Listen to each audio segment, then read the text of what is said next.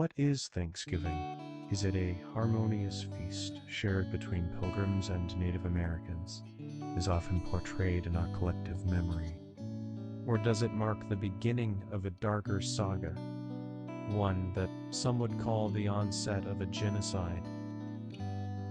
This holiday, shrouded in myth and celebration, carries with it a history that is as complex as it is contested.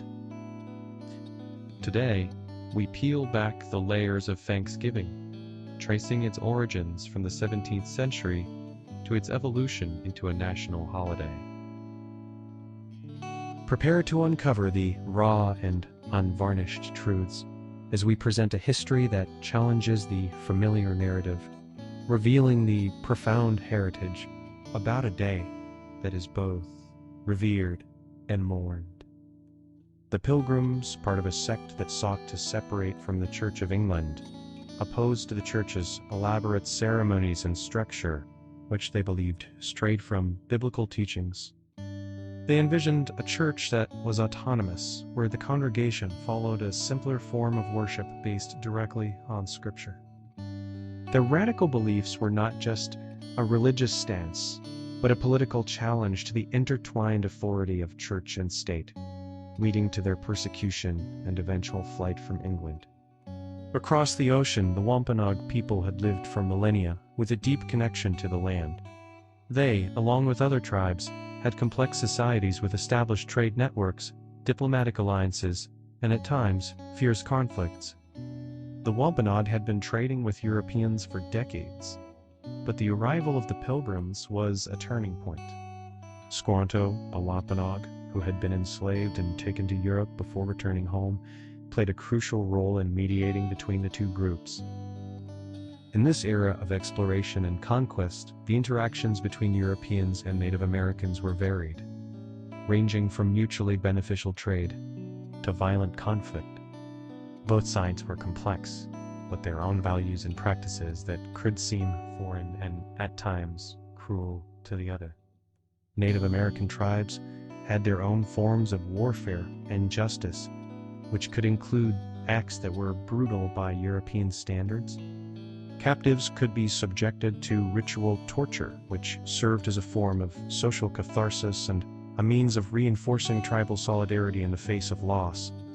Yet, it's crucial to understand these practices within their cultural context, which was marked by a deep spiritual connection to the land and a rich tradition of storytelling and oral history. As we delve into the past, it's essential to remember that history is seldom black and white. The moral judgments of today cannot be neatly applied to a time of survival and conquest, where the concepts of good and evil were as fluid as the changing tides. The story of Thanksgiving is a tapestry of human experience, woven with threads of courage, desperation, alliance, and conflict. The Pilgrims, part of a radical Puritan faction, sought not just to purify the Church of England but to separate from it entirely. Their quest for a pure form of worship, unencumbered by what they saw as the corrupting influence of the established church, was a direct challenge to the religious uniformity imposed by King James. Their dissent was not merely theological, but also a political act of defiance against the intertwining of church and state power.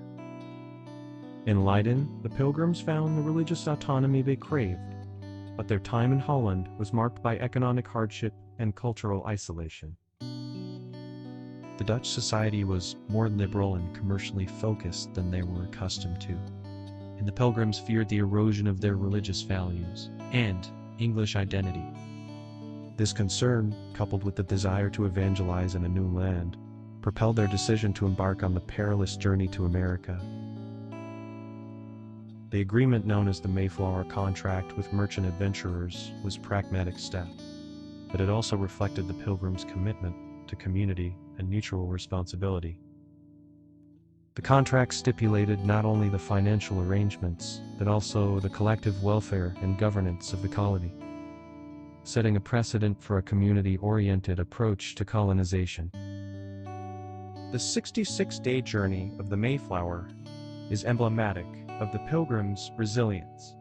The ship, designed for cargo rather than passenger transport, was ill-suited for the voyage, and the conditions on board were dire. Yet, the Pilgrims' steadfast faith and communal bonds sustained them through the trials of the Atlantic crossing. Journal entry, William Bradford.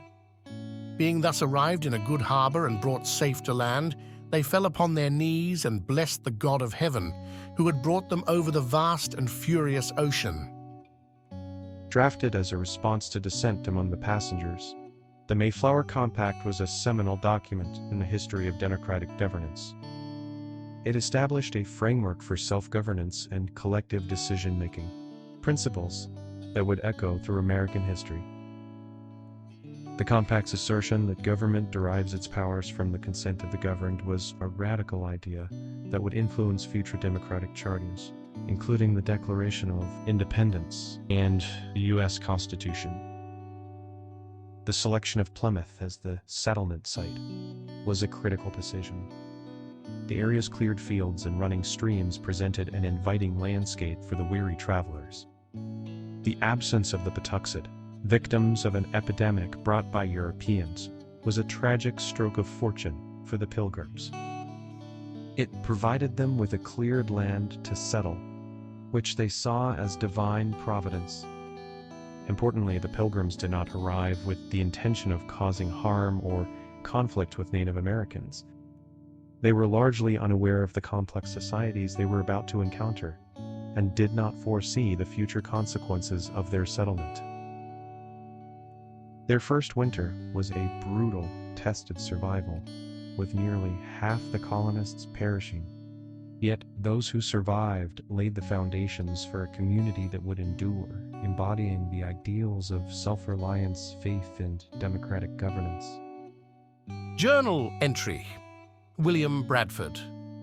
That which was most sad and lamentable was that in 2 or 3 months' time, half of their company died, especially in January and February, being the depth of winter and wanting houses and other comforts, being infected with the scurvy and other diseases which this long voyage and their inaccommodate condition had brought upon them. The interactions between Native Americans and the Pilgrims were complex and multifaceted. While some Native Americans, like Squanto and the Wampanoag tribe, chose to assist the Pilgrims, teaching them vital survival skills, others viewed the newcomers with suspicion and hostility. These varying degrees of acceptance and animosity were influenced by a multitude of factors, including previous encounters with European explorers, traders, or slavers, which had sometimes been exploitative or violent.